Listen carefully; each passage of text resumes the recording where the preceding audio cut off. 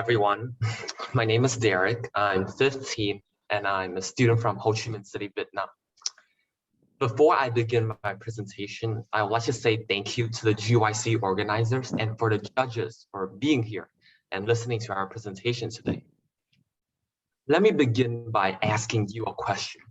How would you feel if your relatives, your children, and yourself experience racism every day without having the chance to make your voices heard? Hence, in today's presentation, I will talk about how we can implement AI to solve the problem of racism.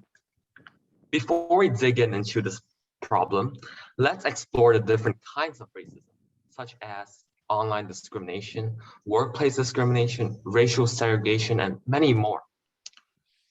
Now, these types of racism and discrimination all have a same roots and causes, which is a person's history, culture, education, etc. There are many ways in help to solve racism, such as by publishing books, creating posters, creating artwork, or by changing the education system itself. But the problem is, how can we make these pieces of work and changes be more informed and popular to the audience so they can be more aware of this problem and situation? You see, before AI was invented, a piece of knowledge is being conveyed through word by word, mouth by mouth. However, after the invention of AI, we can use it as a tool to help spread awareness to a larger scale of people than ever before. So more of them can take action and be informed about this. An example of what I meant is the Black Lives Matter movement and the Stop Asian Hate movement, and how, as we can see, only by one video, it can post it into social media, it can literally go viral in seconds. And now it spikes up mass protests in the globe. And now everyone can be informed about this. Elaborating more on this point, I've also created a poster, I don't know if you guys can see it, which I talked about the importance of stopping Asian hate, and I talked about the causes and the solution, also some images so that my audience can visualize it easier. Now, this is a great example of what I meant by spreading awareness, since I can easily upload this into my social media page, or I can create a campaign out of it, so more people can be aware and take action towards this issue. This achieves greater efficiency rather than me just printing the poster out and sticking it around my neighborhood, which is clearly quite ineffective. Secondly, as the world is becoming more digitalized, online discrimination is also becoming more common. Hence, we can use an AI technology called natural language processing, which analyzes text messages, emails, voice recordings, etc., to identify racist and discrimination behavior, and to also alert future victims about the person who they're going to talk to. To wrap up, I think AI clearly symbolizes a nuclear power plant, because even though it gives us many benefits, it will have horrendous consequences if we can't maintain or control it. And in this case for AI, it's hackers hacking into our algorithm, disrupting it, which we do not want.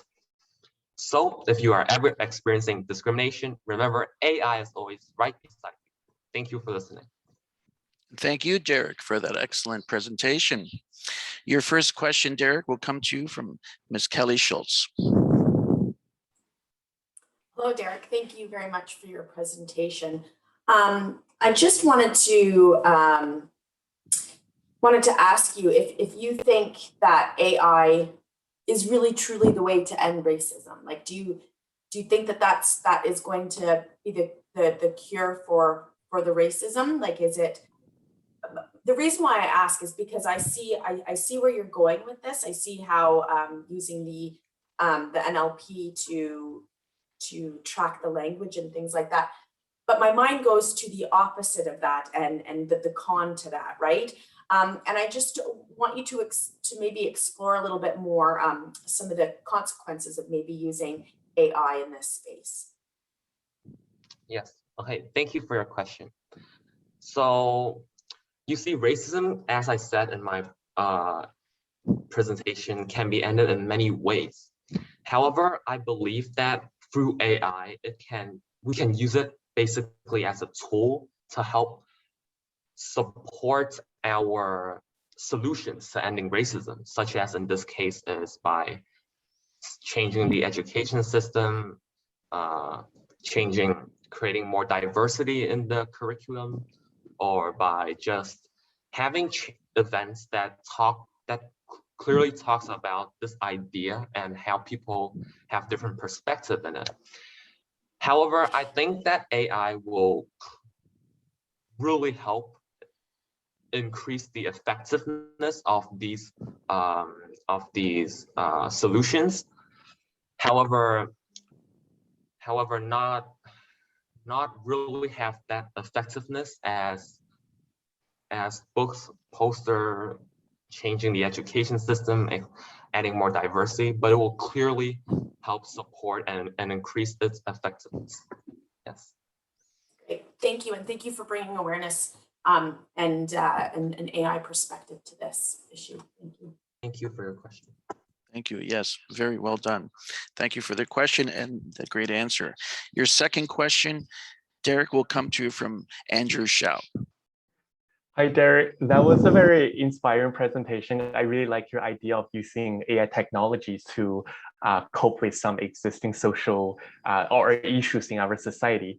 Actually, Ms. Truth kind of asked the question I was planning to ask you, but so yeah, I noticed you use the word solve instead of other words like lessons or mitigate or reduce for like solving racism. So my original question is just, I was just wondering if you think AI technology can completely eradicate racism from our society, but you cannot answer that. So I guess my other question would be, you also mentioned using natural language processing technique that can kind of like identify racist behavior from like online comments, emails or text messages. So I'm just wondering, do you think if there's any limitations or specific concerns we should consider when we implement such technology? So is there any policies you think we should make? Yes. First of all, thank you for your question. I believe even though natural language processing has its benefits, it will also have consequences such as privacy and its accuracy, because AI is not always accurate, right? Because it analyzes specific keywords to identify if that person is racist or not. However, it's like I said before, it's not actually accurate. And we can solve this by letting AI gather more information to increase its accuracy, right? Because once you have more information about someone, the accuracy of getting it correct would increase. And we should also, so that is why I think it's one of the drawbacks of using NLP.